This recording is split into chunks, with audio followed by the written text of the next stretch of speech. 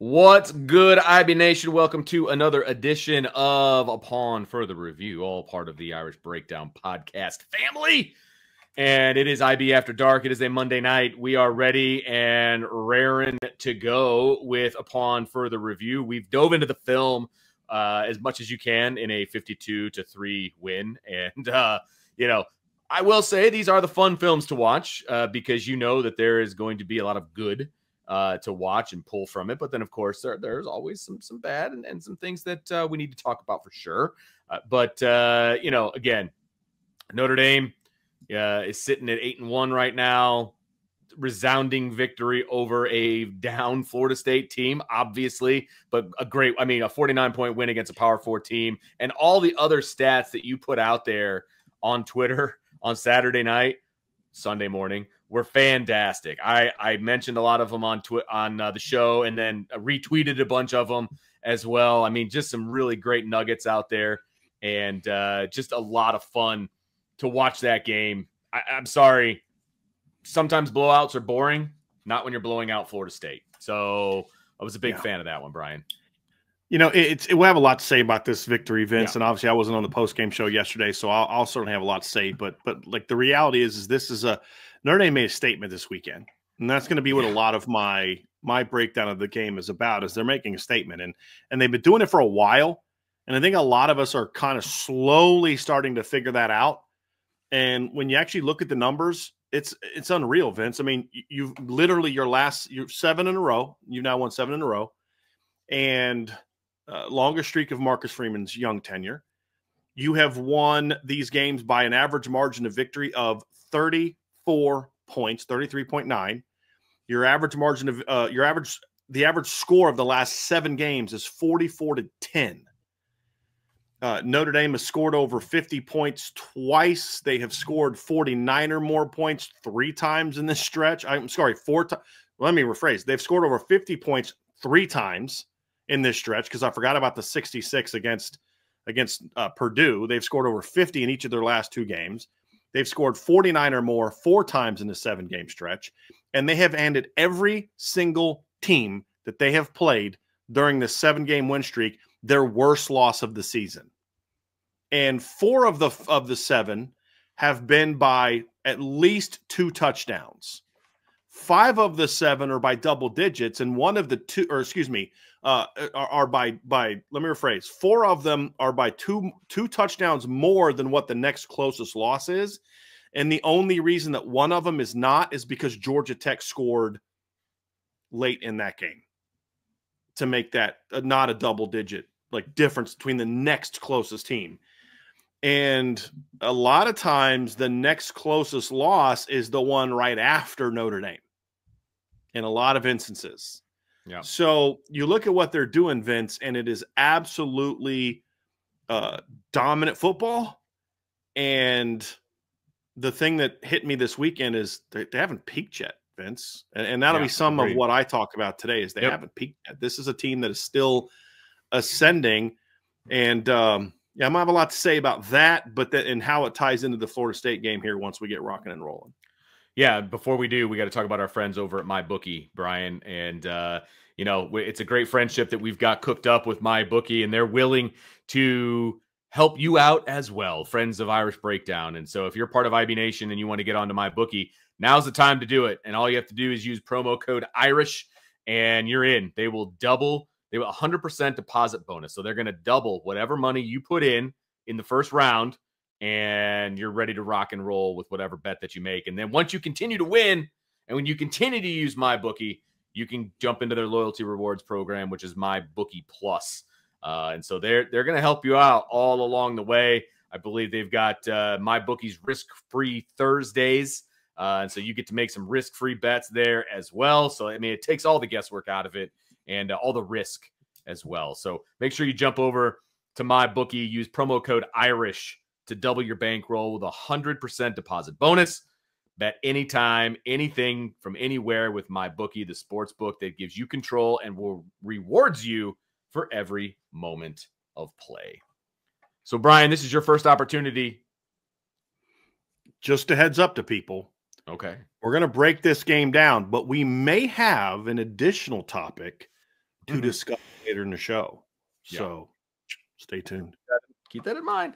And we're going to do something a little bit different this week, and something that we're probably going to do moving forward for the next 3 weeks that we do upon. If the games go the way they should, but we'll fair. Let's play it by ear. Let's see how it goes. Yeah, let's see how it goes. Let's dive into this. Let's dive into this first segment. I'm excited about it. Look, I'm confident. So we're gonna let this is Brian's first opportunity to kind of talk about the game with all of you. I mean, obviously it was a couple of days ago now, but hasn't been on a show yet. He didn't grace us with his presence on the post game show because he was doing his thing over at Notre Dame Stadium and wrapping everything up and got some writing out. But this is the first opportunity on a podcast form.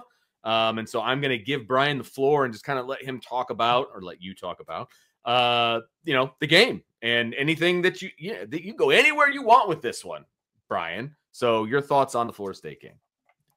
I'm going to say this, Vince, because it was a really fascinating mental sort of working through the game on Saturday, because I'm watching the game and I'm thinking they're really rusty. That was the first thing that I know. Both sides of the ball, rusty. They came out of the break rusty, not as sharp.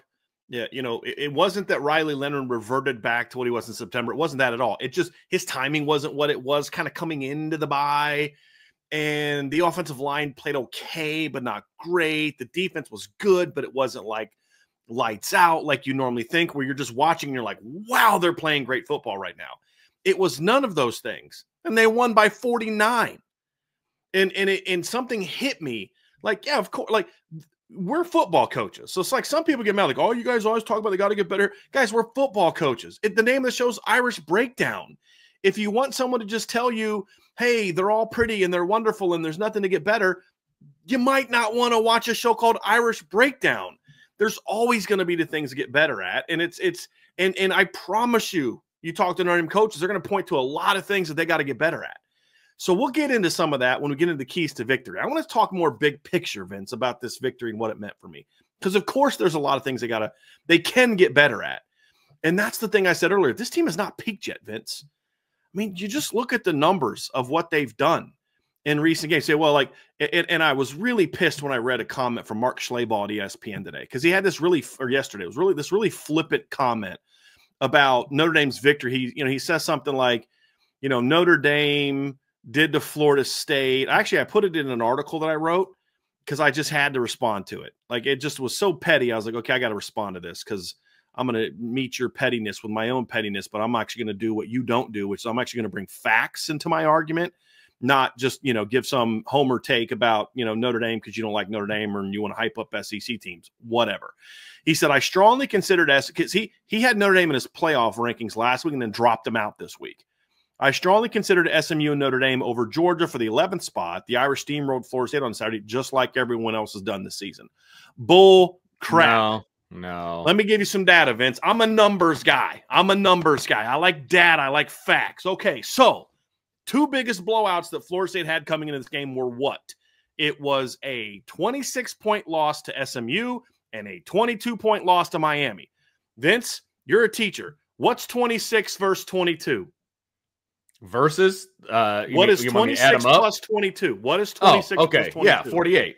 48. No. So that was against SMU, a top 15 team, and Miami, a top 15 team. 48 points. What's 52 minus 3? 49. 49. So Notre Dame beat Florida State by more than the two next biggest blowouts combined in this game. So don't talk to me about how they did what everybody else has done to Florida State. Well, everybody kills Purdue. Nobody's killed Purdue like Notre Dame killed Purdue. Matter of fact, Notre Dame outgained Purdue by more than what Ohio State and Oregon did combined. Notre Dame had more rushing yards against Purdue than Ohio State and Oregon did combined. Nobody did to Florida State what Notre Dame did. Nobody came even close to doing against Florida State what Notre Dame did. So everybody does that. Bull crap. That's why it was important for me to point out that their last 7 wins, people say, well, they haven't played a very good schedule. Okay, they played a ranked team. They've played 2 teams that were ranked when they played. I think 4 of their 7 opponents have a winning record, I believe, right? So it's Louisville has a winning record during that stretch. Miami has a winning record. That was during that stretch. Georgia Tech, who just beat the number 4 team in the country 2 weeks after Notre Dame beat the crap out of them down in Atlanta. And then also Navy, all have winning records. So 4 of the 7 opponents that Notre Dame has beaten, winning records. 4 of the 7 opponents during a stretch in which Notre Dame has outscored their opponents 44-10 have winning records in November. Like at this point late in the season. Not when they played, now. Okay? And also, each of those 7 teams, Notre Dame gave them their worst beatdown of the season by far. By far. So, no, they didn't just do what everybody else did. They dominated way more than what SMU and what Miami did. And here's the crazy thing, Vince. They didn't play that great. They played well. You don't beat a team 52-3 and play poorly. Right. But they were sloppy. They're very sloppy. Dropped passes. Yeah. Quarterback having easy misses on balls he shouldn't be missing. I mean, the throw to Jaden Greathouse is over his head. That should have been an easy touchdown. I mean, he's wide open. He smoked the guy. Right. You know, and then he hits a huge 2 big plays, that one to Jeremiah Love, one to Jordan Faison, that both get dropped. That would have been potentially big plays.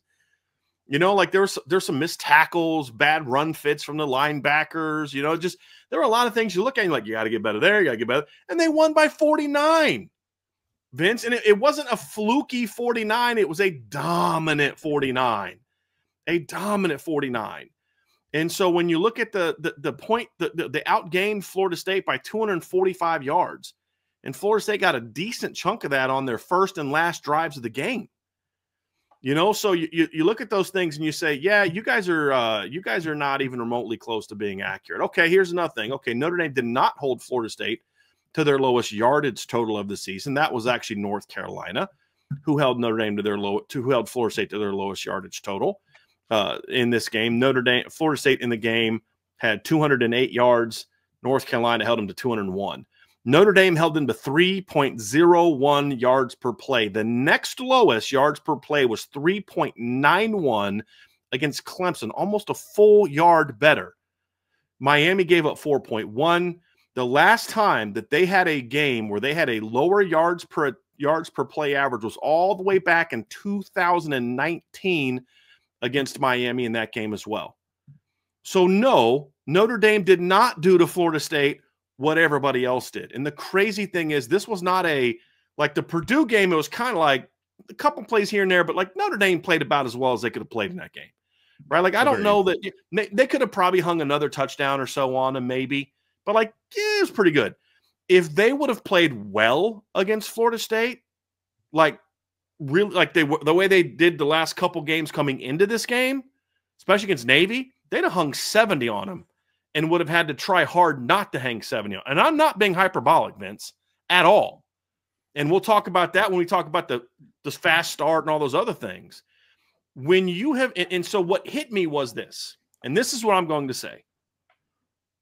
Notre Dame clearly still has a lot to prove to show that they're a championship team, right? Mm-hmm. We understand that. Agreed. But what hit me this weekend, and what hit me as I was breaking down it, like kind of that realization led me down this rabbit hole that led to all that data that I was putting out. Because it just kind of hit me. I started looking at it like, good Lord, like they're actually doing this. It was Notre Dame has become what we always hoped they would become, which is they just kind of go out there and just destroy people. If you're inferior to us, we're not going to beat you. We're going to hammer you. And even when we play poorly, like the Miami, Ohio game, we're still going to beat you by 25 points. That Miami team has won 5 out of 4 since that Notre Dame game. They were 0-3 after that Notre Dame game. They're now 5-4. And I believe, Vince, let me just look this part up real quick. Well, I don't even want to get into that just yet. But I realized in this game, like, they have become a dominant team. And what I mean dominant team, there's a difference between a dominant team and a championship team. A championship team obviously is one that can go out and win a championship.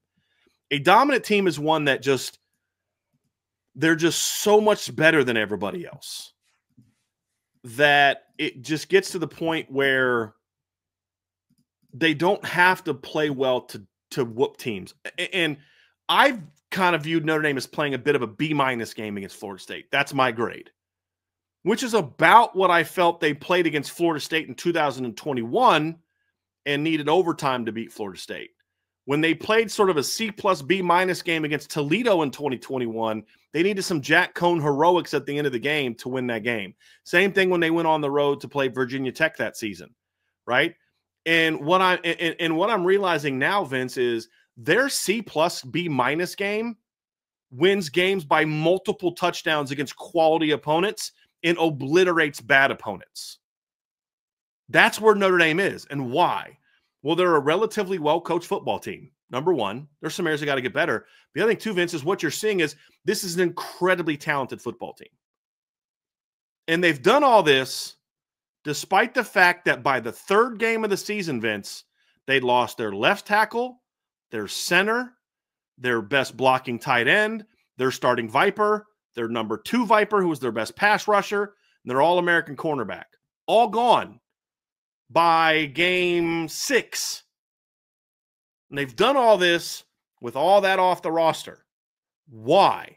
Because this is a very, very talented football team. An incredibly talented football team, Vince, and a dominant team because they did not have it early, but they have it now. They have that mindset of, we're going to come out here and we're going to destroy you because we're going to play Notre Dame football. And that's what we saw Saturday night, Vince. It wasn't about Florida State because they were sloppy, a little sloppy. They were rusty, but you know what they also were, Vince? They played hard. They were focused on beating that football team, even though the execution wasn't always there. You know what I mean? And so we've seen in the past where the execution being not there usually went along with the focus, the effort, the passion wasn't there. Those things used to go kind of hand in hand for Notre Dame. It didn't on Saturday night. The sloppiness was just, okay, they just off. It was a little windy, whatever, no excuses. You come off of a bye week. I mean, I understand why. It's not okay. You want to correct those things. There's a lot of missed opportunities in the game. But you look at it and say, but they still played hard. They were still locked in on going out there and dominating, and they absolutely dominated, Vince. Dominated. And I've heard some people say, well, you know, you padded the stats. So in the last 7 games, they've scored 16-6, 28, 31, 49. In the last 4 games, 49, 31, 51, and 52 points. Like, that's impressive. And they have only given up more than 14 points once in that stretch. They've actually only given up more than 14 points twice all year. So this is a really dominant football team, Vince, that the scary thing, the crazy thing is, dude, they haven't peaked yet. And what we also saw, and I give credit to this, a friend of mine, my friend Jeff actually said this when he goes, you know what we also realized on Saturday? We've set a new baseline for Riley Leonard. Mm-hmm. Riley Leonard played this version of Riley Leonard. This is about as bad as he's going to play. You know what I mean, Vince? Missing some reads. He wasn't taking his first read. He was there a couple times. He was off targeting some throws. But you know what else he was? And here's the point I made to my buddy. And then he came back with that great point. I said, you know, the Riley Leonard from earlier in the season would have had some of those inaccuracy issues, but he would not have made the plays that Riley made with his arm. So we had to see Riley miss some throws he shouldn't have made. But you know what he also did? He made some big-time throws. The 4th down throw to Jordan Faison, do you know why Riley wouldn't have completed that earlier in the year? Because Marcus Freeman would have no way, shape, form, or fashion allowed him to throw the ball on 4th and 10. They would have kicked the field goal or punted or something like that. No way he was going to let that version of Riley Leonard do that. And the best part about that, it was against 12 guys, by the way. Exactly. But 12 guys that were playing. I'm going to talk about that move by Marcus Freeman that's showing his growth as a game day coach. Oh, yeah, we talked about that in the post game. That was so 100%. Good. Not till the end because we forgot about it, and then somebody brought it up in a super chat, and we went for like 20 minutes talking about it. There's a confidence level there in the offense now that is why he's making those calls. There's a confidence with how, I mean, Riley was not like aiming balls. He just was off. And quarterbacks are going to have that sometimes. They're just going to have an off night. But the back shoulder throw to Great House, the back shoulder throw to Jaden Harrison, the 4th down throw to Jordan Faison, the throw to Jordan Faison that he dropped earlier on that drive, which was like rolling left, flipping his hips, getting it. This is a tad low, but you got to catch that ball, man. Yeah, the ball he threw to Mitchell Evans, I still think that was a catch. Yes, the ball hit the ground. He never lost possession, in my opinion. But the point is, he put that ball where only Mitchell Evans had a chance to catch that football. That's 100% true. Right? Like, so whether it was caught or not, again, I thought Mitchell caught it. I'm not going to like lose my mind over it because I understand why somebody may thought he didn't, whatever the case may be. But the point is, Riley put that ball where only Mitchell could have done it. The fade throw for the touchdown, gorgeous ball. You know, so like when you watch it, like that's the baseline for what we are. And I made a comment, Vince, this team, and I asked a buddy, I said, you know, this team reminds me a lot of, and he was like, Michigan last year. I said, no, it doesn't. Because I think this team is a lot better offensively right now than Michigan last year. They remind me of 2016 USC. And he goes, explain. I said, do you remember how bad USC was beginning 2016? Notre Dame wasn't that bad. They didn't start off 1-3. They didn't lose to Bama by 50. I said, but what sparked that team was a change at quarterback. And by the end of the year, you couldn't look back in September and say, well, they were that team. Notre Dame technically didn't make a change at quarterback, but they made a change at quarterback. The Riley Leonard we've seen from Louisville to now is a significantly better quarterback than the one that we saw even against Texas A&M. But because you take away that fourth quarter drive, which was a great drive, but you take that away, Riley didn't do a whole lot throwing the football that game. If we'd have seen just Saturday's version of Riley Leonard throwing the ball against A&M, Vince, that game's not close. That game is not even close to being close. It's a 14, 17-point game. And so that's kind of how I look at it and say, this is what we thought we were getting in Riley Leonard. So even though Notre Dame didn't technically make a quarterback change like USC in 2016, they kind of did. Well, Riley's talked about that, though, Brian. He's talked about the fact that he kind of flipped a switch in his head, and he's like, I can't play like this under this kind of pressure that he was putting on himself. Right. You know what I mean? And in his words, he put it in God's hands, and he just went out there and played football. Right. You could and that's what we're seeing. You could see the difference. And did you see the part where him and Denbrock were barking at each other? Did you see it on the broadcast? Yep. Somebody got mad that they said he was walking away from him or whatever. Like, no, he wasn't football, man. That's football. Exactly. That's football. Like, slow down. But I like that. I like that Denbrock was going at him in a blowout. There's a level of expectation I want from you. Correct. And I like that Riley was barking back, because the one criticism I've heard from people with Riley is he's a bit of a people pleaser. Yeah. Yes, sir. No, sir. And what that tells me is Riley's starting to get a little bit confident in this thing. Like, Coach, I got it, man. Like, I got this. Right. You know, and those are all good things. So even though they didn't make a change, it's like they did make a change. And the reality is, I could spend an hour of this show doing coaching points of all the things that need to get better from this game. But the reality is, Vince, they still went out and destroyed Florida State 52-3 and missed a field goal in that period of time as well. And had some missed drop balls that took away other potential scoring drives. Yeah. And so that's when I look at it and I say, and the reason I point to USC, because nobody wanted to play USC late in 2023 or late in 2016. Now, does Notre Dame still have a lot to prove these next 3 weeks? Of course, because you could go lose to Army or Virginia or USC, and it's all kind of out the window. But I can only evaluate what they are now. I can't predict the future. I can't tell you what they're going to be the next 3 weeks. I can only tell you what they are now. And what they are now is one of the most dominant teams in the country for now more than a month. Vince, their quote-unquote sloppy game in the last month was a game where a team that just beat the number 4 team in the country had to get a late garbage touchdown with less than a minute left to make it an 18-point game. At their place. That's their bad game of the last month. Think about that. And we've now seen how good Louisville is. Now people are starting to realize, hey, this Louisville football team, they lost to Notre Dame by a touchdown. They lost to SMU by a touchdown. They lost to Miami by a touchdown. They just smacked Clemson around a couple weeks ago. And Notre Dame controlled that. They led for over 52 minutes of that game. Miami didn't lead that long. SMU didn't lead that long. Notre Dame never trailed after the first quarter. They never were tied. Once Notre Dame went up 14-7, which was midway through the first quarter, it wasn't even tied. They were tied with Miami and Florida and SMU in the fourth quarter, Louisville was, of both of those games. Nobody beat Louisville as convincingly as Notre Dame did. And as far as like the way the game played out. And so you look at it, you're like, it starts to the puzzle starts getting put together, Vince, and you realize like, wow, this team is really good.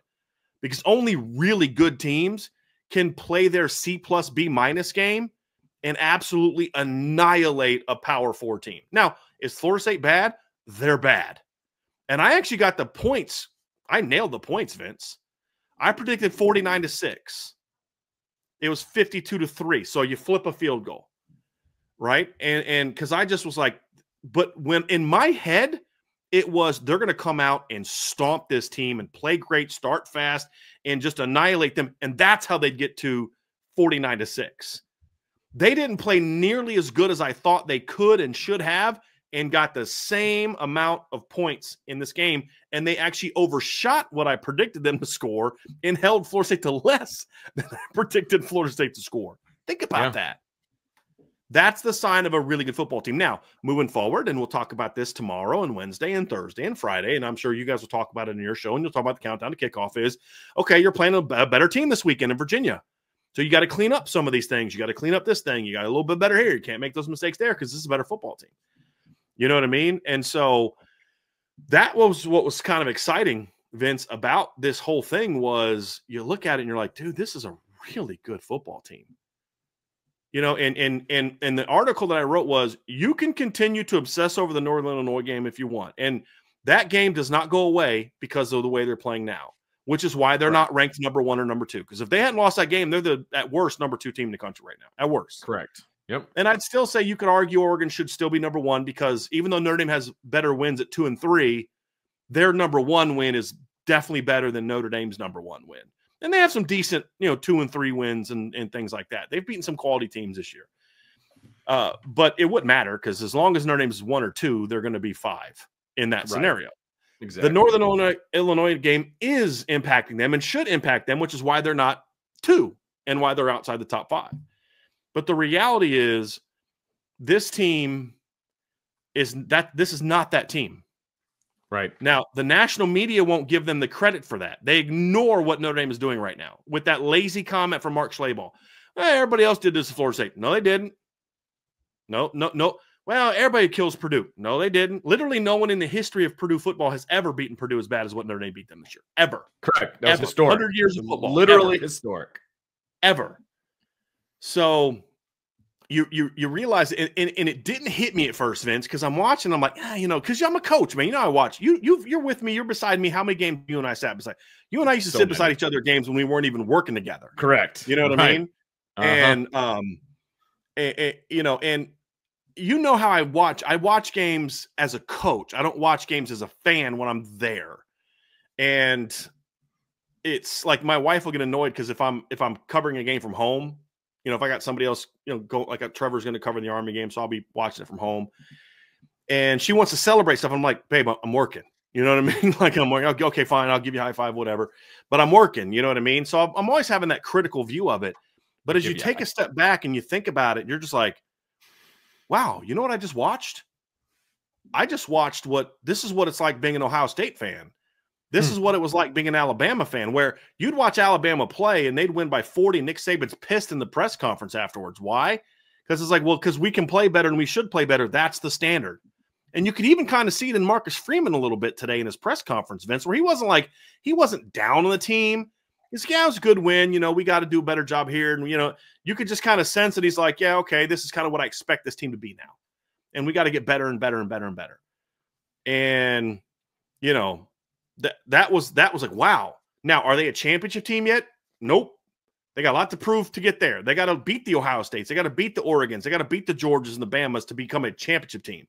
But what I can confidently say right now, this is a one of the most dominant teams in the country. And I believe that Notre Dame has, I believe they have the largest margin of victory of any team in college football right now. And here's another stat for you, Vince. Marcus Freeman in the last 2 years has gone 18-4. 16 of those 18 wins were by double digits. The 2 that weren't were both over top 20 teams. Duke last year on the road, Louisville at home this year. And they led almost the entire game of both of those games. Like, you start to put all that stuff together and you're like, yeah, the Northern Illinois game sucked. And you can't allow that stuff to happen.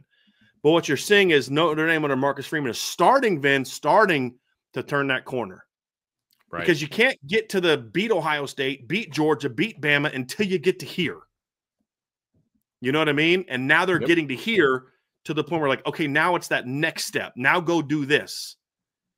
And that was my takeaway from this game, watching what Notre Dame did to Florida State.